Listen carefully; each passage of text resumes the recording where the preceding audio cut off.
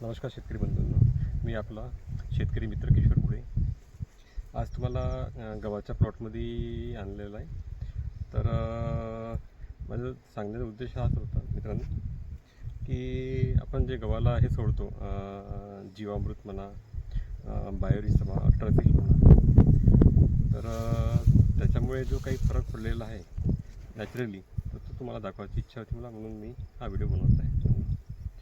तर मित्रांनो, सर्वात आधी तुम्हाला मी जमिनीचा पोत दाखवतो की जमीन कशी दुरुस्त झाली बायोरिजमुळे तुम्हाला दाखवतो. हे बघा मित्रांनो,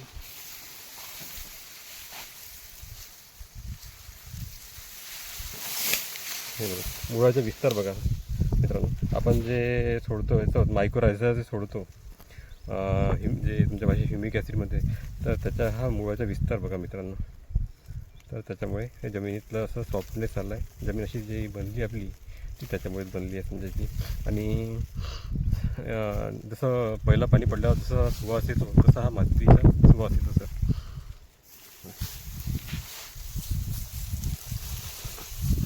हे बघा मुळाचा विस्तार बघा.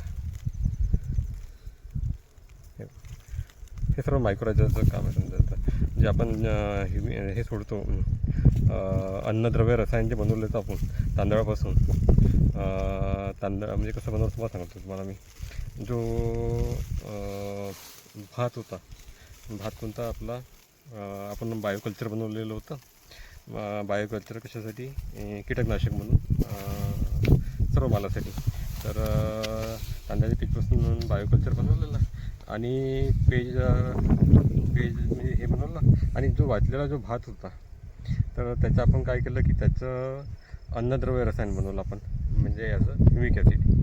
तर ते काय केलं आपण की मडक्यामध्ये आपण ते भरून ठेवलं 21 दिवस. मडकं जमिनीत गाडलं.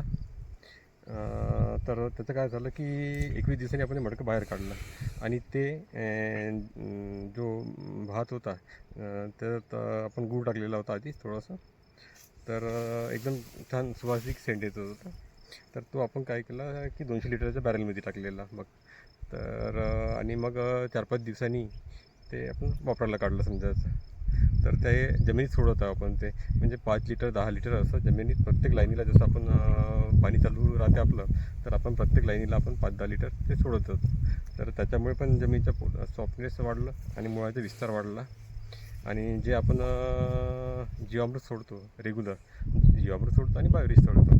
बायोरिज आपण कसं राहते, बायोरिजमुळे पण सॉफ्टनेस वाढला. आपण जर विचार केला की जमीन आता पहिल्याच पाण्यात आपली 4 बोटं खाली दबली समजायची, तर कसं म्हणाल तुम्ही? तर बायोरिज जे आपण बनवतो, बायोरिजला काय लागतं सर? 2 किलो गूळ लागते. बाकी काय लागते? 10 किलो शेण लागते, 1 लिटर गोमित्र आणि 2 किलो गूळ. ते 3 दिवसात तयार होऊन जाते. फक्त काय आपल्या गुळाचाच खर्च समजा जातं, बाकीचं शेण गोमित्र घरीच राहते. तर ते आपलं पूर्ण शेताला चालूच राहते. तर तुम्ही हे ग्रीननेस बघू शकता. ही जी लसग्रीनपणा जो आली आहे, न खत टाकता न युरिया टाकता, ह्या जो लसग्रीनपणा जो आला आहे तो त्याच्यामुळे झालेला आहे समजायचा, नॅचरली समजायचा. तर आता आपण हा घरी गहू खाण्यासाठी वापरतो समजायचा. आता माझ्याकडे गव्हाचा 5-6 व्हेरायटी आहे. काळा गहू पण आहे, सोनामोती पण गहू आहे आणि बनशी पण गहू आहे. आणि कमर्शियलमध्ये मी ह्या 9 एकर क्षेत्र हा गहू ठेवला आहे. श्रीराम सुपर 111, ही व्हेरायटी श्रीराम सुपर 111 समजायची. तर न युरिया टाकता त्याचा हा लसग्रीनपणा आलेला आहे, न काही टाकता समजायचं.